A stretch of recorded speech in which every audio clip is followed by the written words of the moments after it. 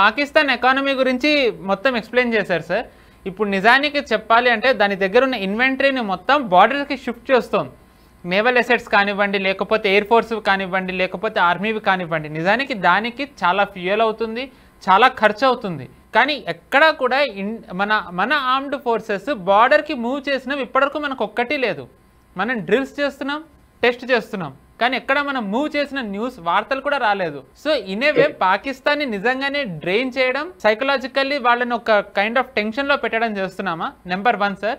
Number 2 ఇంకొకటి ఏంటంటే ఇది అయినప్పటి నుంచి సార్ మనం చూసినట్టయితే గనక రీసెంట్గా యూకేది ఒక వాళ్ళ ఏదైతే ట్రాన్స్పోర్ట్ ఎయిర్ క్రాఫ్ట్ ఉంటుందో అది పాకిస్తాన్లో ల్యాండ్ అయింది. అట్ ది సేమ్ టైం టర్కీది కూడా ఒకటి ల్యాండ్ అయింది సార్. దాంట్లో వెపన్స్ ఉన్నాయి, చాలా డ్రోన్స్, అత్యాధునికమైన వెపన్స్ అన్ని కూడా ఇది పంపించిందని అన్నారు. వాళ్ళ డిఫెన్స్ మినిస్ట్రీ దాన్ని రిజెక్ట్ చేసింది. కానీ ఈరోజు పాకిస్తాన్ ఎయిర్ బేస్కి టర్కీ ఇంటెలిజెన్స్ వాళ్ళందరూ కూడా వచ్చారు, స్పెషలిస్ట్ ఆర్మ్డ్ ఫోర్సెస్లో. అండ్ సరే చైనాది మీరు ఆల్రెడీ చెప్పారు. సో ఇది చూసినట్టయితే సార్ 1971 మనకి కొంచెం గుర్తు చేసుకోవచ్చు. ఇండియా ఒక్కటే ఒకవైపు అయితే west along with Islamic nations Pakistan. So ఇప్పుడు ఇలాంటి సినారియోనే మనం చూడబోతున్నామా? దీన్ని ఎలా చూస్తారు సార్? మొట్టమొదటి ప్రశ్న మనం చూస్తే కనుక భారతదేశం ఈరోజు చేస్తున్నటువంటి చర్యలు పాకిస్తాన్ కి ఏమీ అర్థం కావట్లేదు. మన బహావల్పూర్ సైడ్ కి మన కొన్ని టీమ్స్ వెళ్ళినాయి, సైన్యంలో సంబంధించిన కొన్ని బెటాలియన్ కూడా కాదు, కొన్ని డివిజన్ కూడా కాదు, కొన్ని చిన్న ఒక టీం అన్నది బహావల్పూర్ సైడ్ మనం కదిలాం. కదలంగానే బహావల్పూర్ సైడ్ నుంచి మనం అటాక్ జరగబోతుంది భారతదేశం నుంచి. వాళ్ళ ఆర్మీ ట్రూప్స్ ని మూవ్మెంట్స్ చేస్తున్నారు అక్కడ వాళ్ళు.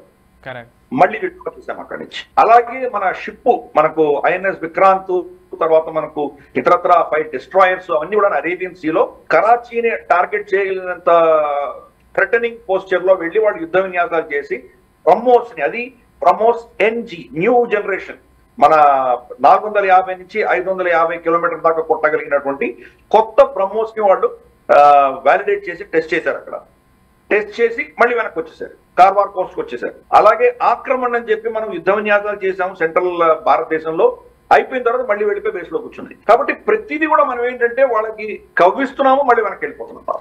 అండ్ సార్ మీరు కవ్విస్తున్నామంటే నిజానికి చెప్పాలంటే మనం గనక మన ఆర్మ్డ్ ఫోర్సెస్వి, ఆర్మీవి, ఇంకా నేవీవి ట్వీట్లు చూసినట్టయితే వాళ్ళు నిజంగానే మెసేజ్ ఇచ్చేస్తున్నారు. కరెక్టే మీరు అన్నట్టు గవర్నమెంట్ ఏమీ చెప్పట్లేదు, మన ఆర్మ్డ్ ఫోర్సెస్ కూడా ఏమీ చేయట్లేదు. కానీ వాళ్ళు ఆ వర్డ్స్ మెసేజ్లో పెట్టే we are ready, strike, unity, precision అంటే వాళ్ళు చెప్పాలంటే వాళ్ళు జస్ట్ గవర్నమెంట్ ఆర్డర్ కోసం వెయిట్ చేస్తున్నారు అని అనుకోవచ్చా సార్? కరెక్ట్. ఇన్ఫాక్ట్ ఆ ఆర్డర్ కూడా వచ్చేసింది. ప్రధానమంత్రి గారు ఆల్రెడీ మీకు కంప్లీట్ ఆపరేషనల్ ఫ్రీడమ్ ఇస్తున్నానని చెప్పారు. ఆయన మీరు ఏ నిర్ణయించినా మిమ్మల్ని సమర్థిస్తాను అని చాలా స్పష్టంగా ఆయన వాళ్ళకు ఫ్రీ హ్యాండ్ ఇచ్చిన విషయం కూడా మనకు అందరికి తెలుసు. సిసిఎస్ మీటింగ్ తర్వాత వాళ్ళకి ఫ్రీ హ్యాండ్ ఇచ్చారు. అలాగే త్రివిధ దళాల అధినేతలు, తర్వాత అజిత్ దోవల్ గారు, తర్వాత రాజ్నాథ్ సింగ్ గారు, మోదీ గారు వీళ్ళందరూ కూర్చొని చర్చించిన చర్చల తర్వాత మనకు తెలిసింది ఏంటంటే ఆర్మ్డ్ ఫోర్సెస్ కి ఫ్రీ హ్యాండ్ ఇచ్చారు మోదీ గారు అని అర్థమైంది. ఇది పాకిస్తాన్ కూడా కోడే కూస్తోంది, వాళ్ళకు కూడా తెలిసిపోయింది. అందుకనే అర్ధరాత్రి 2 గంటలకు వాళ్ళ ఒక మినిస్టర్ వచ్చి ప్రెస్ కాన్ఫరెన్స్, అర్ధరాత్రి 2 గంటలకు ప్రెస్ కాన్ఫరెన్స్ చేసి 24 గంటల నుంచి 36 గంటల్లో భారతదేశం దాడి చేయబోతోంది అని అతను అనౌన్స్ చేశాడు. ఎందుకంటే అటువంటి ఇంప్రెషన్ క్రియేట్ చేస్తున్నాం మన మూవ్మెంట్స్, మన ఎయిర్ క్రాఫ్ట్స్ మూవ్మెంట్స్ అన్ని కూడాను ర్యాండమ్ గా ఉంటున్నాయి. నార్మల్ గా తిరిగేటువంటి ఎక్సర్సైజ్ కాదు ఇవన్నీ కూడా. ఎక్కడి నుంచి ఎక్కడ పెట్టుకున్నాయి ఆ ప్యాటర్న్ వాళ్ళు అర్థం చేసుకోలేకుండా ఉన్నారు. మన షిప్ మూవ్మెంట్, ఫ్లీట్ మూవ్మెంట్ అర్థం చేసుకోలేకుండా ఉన్నారు. మన ట్రూప్ మూవ్మెంట్ అర్థం చేసుకోలేకుండా ఉన్నారు. అసెట్స్ మిగతావన్నీ ఫీల్డ్ గన్స్ కావచ్చు, మన మిసైల్స్ కావచ్చు, అక్కడి నుంచి ఇక్కడి నుంచి అక్కడికి షిఫ్ట్ చేస్తున్నాం. మనం ఎప్పుడైతే వాళ్ళ సరిహద్దు దాకా కొంత సైన్యాన్ని తీసుకువెళ్తామో ఆటోమేటిక్ గా వాడు అటు సైడ్ మనకి ఎదురుగా ఇంకా డిప్లాయ్ చేయక తప్పదు వాడు. కాబట్టి ఇలా వాడిని సతాయించబోతున్నాం మనం. కొన్ని రోజులు సతాయించిన తర్వాత వాడికి ఆఖరికి మళ్ళీ ట్రూప్ మూవ్మెంట్ ని కూడా పెట్రోల్ కూడా లేని పరిస్థితి వచ్చిన తర్వాత మనం ఏం చేయాలో మనం వెళ్ళి చేస్తాం. కాబట్టి వాడిని నీరుగార్చి వాడిని కంప్లీట్ గా అశక్తుణ్ణి చేసే ప్రయత్నం ఈరోజు చేస్తున్నాం. ప్లస్ వాడి యొక్క ప్రిపేర్డ్నెస్ టెస్ట్ చేస్తున్నాం. నిజంగా మనం కనుక ఒక సైనిక దళాన్ని తీసుకెళ్లి ఒక సరిహద్దులో తీసుకువెళ్ళామంటే ఎంత తొందరగా వాడు మొబిలైజ్ చేసి అక్కడ రాగలుగుతున్నాడో మనం అబ్జర్వ్ చేస్తున్నాం. వాడి యొక్క రిఫ్లెక్సెస్ ఏంటో మనం అబ్జర్వ్ చేస్తున్నాం. వాడి శాటిలైట్ ఇమేజరీ, వాడికి ఎటువంటి రెడార్ సిస్టమ్ ఉంది, దానివల్ల వాడు ఎంత తొందరగా రియాక్ట్ అవుతున్నాడు, ఇవన్నీ కూడా మనం అబ్జర్వ్ చేస్తున్నాం. అలాగే వాడి యొక్క కమాండింగ్ ట్రూప్స్ అన్ని, కమాండర్స్ అన్ని కూడా వాళ్ళు ఎటువంటి ఫార్మేషన్స్ చేస్తున్నారు, వాటి ఎటువంటి ప్రిపరేషన్స్ చేస్తున్నారు, ఎక్కడెక్కడ వాళ్ళ అసెట్స్ తీసుకొచ్చి పెడుతున్నారు, మన వల్నరబిలిటీస్ వాళ్ళు ఎలా గమనిస్తున్నారు, ఇవన్నీ కూడా మనం అబ్జర్వ్ చేస్తున్నాం. యాక్షన్ చేయట్లేదు, పాకిస్తాన్ పేరు చెప్పట్లేదు, కానీ పాకిస్తాన్ ఈ రోజు వణికే పరిస్థితి తీసుకొచ్చాం. కంప్లీట్ గా వాళ్ళ ఏవియేషన్ టర్బైన్ ఫ్యూయల్ లేదు వాళ్ళకి. వాళ్ళు చాలా లిమిటెడ్ సార్టీస్ వాళ్ళు పర్మిషన్ ఇచ్చారు. ఇన్ఫాక్ట్ వాళ్ళ ఎయిర్ ఫోర్స్ చీఫ్ లాహోర్ నుంచి ఇస్లామాబాద్ కి వెళ్ళాలి అంటే కనుక దారిలో ఏమైనా ప్రాబ్లమ్స్ వస్తాయేమో అని చెప్పేసి నోటం ఇష్యూ చేశారు. నోటం అంటే తెలుసు కదా మనకి, నోటీస్ టు ఎయిర్మెన్. ఎక్కడి నుంచి ఇచ్చారు వాళ్ళు? లాహోర్ టు రావల్పిండి దాకా వాళ్ళు నోటం ఇష్యూ చేశారు. అంటే దాంట్లో ఏ సివిలియన్ ఎయిర్ క్రాఫ్ట్ కానీ ఎవరు ఫ్లైట్ చేయడానికి వీల్లేదు. ఆయన ఆ ఎయిర్ స్పేస్ లో వెళ్తే గనక బహుశా భారతదేశం నుంచి ఏదైనా వచ్చి మిసైల్ కొడుతున్నామని భయపడి అక్కడి నుంచి ఆఫ్ఘనిస్తాన్ సైడ్ పెషావర్ సైడ్ వెళ్ళి అక్కడి నుంచి తిరిగి వచ్చాడు ఆయన రావల్పిండికి. సో అటువంటి భయం ఈ రోజు పాకిస్తాన్ లో చూస్తున్నాం మనం. కాబట్టి ఈ యొక్క పరిస్థితి మనం క్రియేట్ చేస్తాం. వాళ్ళలో ఒక అన్సర్టనిటీ, అసందిగ్ధత పరిస్థితిని మనం తీసుకొచ్చాము. భారతదేశం ఏం చేస్తుందో, ఎక్కడ చేస్తుందో, ఎప్పుడు చేస్తుందో, ఎలా చేస్తుందో తెలియని పరిస్థితిలో ముంచాం. వాళ్ళ నిన్న సాయంత్రం ప్రెస్ కాన్ఫరెన్స్ చూసాం. కేబినెట్ మీటింగ్ అంతా అయిపోయిన తర్వాత ప్రెస్ కాన్ఫరెన్స్ అని చెప్తే ప్రెస్ కాన్ఫరెన్స్ లో చాలా పెద్ద అనౌన్స్మెంట్స్ వస్తాయి అని చెప్పేసి అందరూ పాకిస్తానీ విశ్లేషకులు అందరూ కూడాను కళ్ళు చెవులు అన్ని అప్పగించి వాళ్ళు అందరూ అబ్జర్వ్ చేశారు, విన్నారు. ఏం చెప్తారో చూద్దాం. అశ్విని వైష్ణవ్ గారు ఇన్ఫర్మేషన్ మినిస్టర్ కదా, ఆయన వచ్చి రాబోయే సెన్సెస్ లో మేము క్యాస్ట్ సెన్సెస్ కూడా ఇంక్లూడ్ చేయబోతున్నాం అని చెప్పి స్టేట్మెంట్ ఇచ్చి వెళ్ళిపోయారు. సైకలాజికల్ వారం మీరు అర్థం చేసుకోవచ్చు. ఏదో పెద్ద అనౌన్స్మెంట్ చేయబోతున్నారు, భారతదేశం పెద్ద యాక్షన్ చేయబోతోంది, ప్రధానమంత్రి వీళ్ళకి పవర్స్ ఇచ్చారు, సమ్ ఇన్ఫర్మేషన్ వస్తుంది ప్రభుత్వం నుంచి అని చెప్పి అందరూ కళ్ళు చెవులు అప్పగించి కూర్చున్నారు. ఆయన వచ్చే స్టేట్మెంట్ ఏమి ఇచ్చారు? రాబోయే సెన్సెస్ లో కాంగ్రెస్ ప్రభుత్వాలు ఏవి చేయలేదు, మేము చేస్తున్నాం అంటే కంప్లీట్ గా ఇంటర్నల్ పాలిటిక్స్ గురించి మాట్లాడారు. ఎక్స్టర్నల్ సిచ్యువేషన్ పాకిస్తాన్ గురించి ఏం మాట్లాడారు? మీటింగ్స్ మీద మీటింగ్స్ జరుగుతున్నాయి, క్రూషియల్ మీటింగ్స్ జరుగుతున్నాయి. ఏమవుతుందో అని వాళ్ళు వణుకుతున్నారు పాకిస్తాన్. వాళ్ళని ఆ స్పెక్యులేషన్, ఆ భయంలో ఉంచాం. మన మూవ్మెంట్స్ అన్ని కూడా వాళ్ళు ఏమి ట్రాక్ చేయలేకపోతున్నారు, అర్థం చేసుకోలేకపోతున్నారు ఈ ప్యాటర్న్స్. బాలాకోట్లో స్ట్రైక్ చేసినప్పుడు ఇలాగే చేస్తాం మనం. వాళ్ళు మన రెడార్స్ తోటి వాళ్ళు మనల్ని అబ్జర్వ్ చేశారు, మన మూవ్మెంట్స్ ఎలా వెళ్తున్నాయి, ఎక్కడికి వెళ్తున్నాయి, ఎటు తిరుగుతున్నాయి.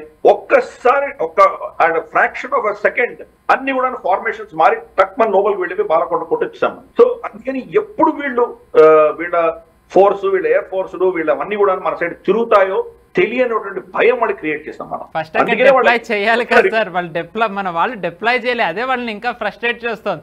మనం ఏవి బార్డర్ పోస్ట్లో లేవు, కనీసం వెళ్ళాలంటే రావాలి, అవి రావట్లేదు. వాళ్ళకి ఒక రకంగా అది కూడా ఫ్రస్ట్రేషన్ వస్తూ ఉండొచ్చు. యాక్చువల్లీ మేము అన్ని పెట్టుకున్నాం, వాళ్ళు ఏం పెట్టలేదు ఏంటని. అంటే మనకు కోల్డ్ స్టార్ట్ ప్రిన్సిపల్ ఒకటి ఉంది, డాక్టరీన్ ఉంది మన దగ్గర. వాడికి ఎటువంటి డౌట్ లేకుండా నార్మల్ గా ఉన్న పొజిషన్ నుంచే వాడిని ఎట్లా మనం అటాక్ చేయొచ్చు అన్నటువంటి కోల్డ్ స్టార్ట్ డాక్టరీన్ అన్నది మనం గత 5-6 సంవత్సరాల క్రితం మనం ఆల్రెడీ దాన్ని దీర్ఘంగా చర్చించాం. అప్పుడు వాళ్ళ ఎన్ఎస్ఏ, అతని పేరు మర్చిపోయాను, మోయిదో ఏదో ఉండింది అతని పేరు, పాకిస్తానీ ఎన్ఎస్ఏ, అంటే ఇమ్రాన్ ఖాన్ సమయంలో అతను దాని గురించి స్పందించాడు కూడా.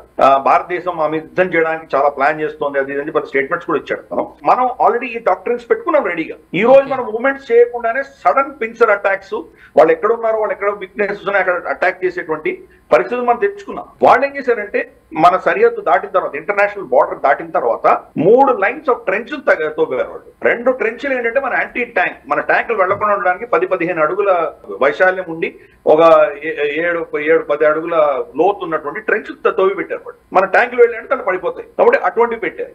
2 ఈ లెవెల్ పెట్టి 3వ లెవెల్ వాళ్ళ సైన్యం దాచుకోవడానికి వాళ్ళు ట్రెంచ్ తవ్వుకొని కూర్చున్నారు రెడీగా. మనం ఏం చేసాము, ఎప్పుడైతే ఈ ఝేలం నది ఇవన్నీ వదిలేసామో ఆ ట్రెంచ్ లో అంతా కూడా నీళ్లు వచ్చి ఫ్లడింగ్ అయిపోయినాయి వాళ్ళకి. సో మనం ఒక విధమైనటువంటి వాళ్ళకి అర్థం కానటువంటి యుద్ధం చేస్తున్నాం. వాడికి ఏమవుతుందో అర్థం కావట్లేదు. వాడికి ఆ పరిస్థితిలో వాడిని తీసుకొచ్చి పెట్టాం మనం. F-16 అన్ని కూడా తీసుకెళ్లి బలూచిస్తాన్ లో దాచిపెట్టుకున్నాడు. ఎందుకంటే ఇమ్మీడియట్ ఇక్కడ సర్గోదా కావచ్చు, మనకు రావల్పిండి కావచ్చు, మనకు లాహోర్ కావచ్చు, ఇవన్నీ కూడా ఇస్లామాబాద్, ఇవన్నీ కూడా మన ఫైరింగ్ రేంజ్ లోనే ఉన్నాయి. అసలు మన సరిహద్దు దాటకుండానే వాటిని షూట్ చేయొచ్చు మనం. కాబట్టి తీసుకెళ్లి బలూచిస్తాన్ లో పెట్టుకున్నాడు. బలూచిస్తాన్ నుంచి అక్కడి నుంచి టార్గెట్ చేసి కొడదాం అని చెప్పి అక్కడి నుంచి ప్రయత్నం చేస్తున్నాడు. కానీ అతనికి అర్థం కాని విషయం ఏంటంటే బలూచిస్తాన్ నుంచి టేక్ ఆఫ్ చేశాడంటే కనుక భారత సరిహద్దులు రావడానికి 10-15 నిమిషాలు పడుతుంది. మినిమం 15 మినిట్స్ పడుతుంది నియరెస్ట్ పాయింట్ కి రావడానికి. 15 మినిట్స్ లో మన బ్యాటరీస్ అన్ని కూడా S-400 బ్యాటరీస్ అన్ని కూడా రిటాలియేట్ చేయగలం. కాబట్టి మనం వీఆర్ రెడీ. ఇన్ఫాక్ట్ మనకి యుక్రెయిన్ లో నుంచి రీసెంట్ గా ఒక ఇన్ఫర్మేషన్ వచ్చింది.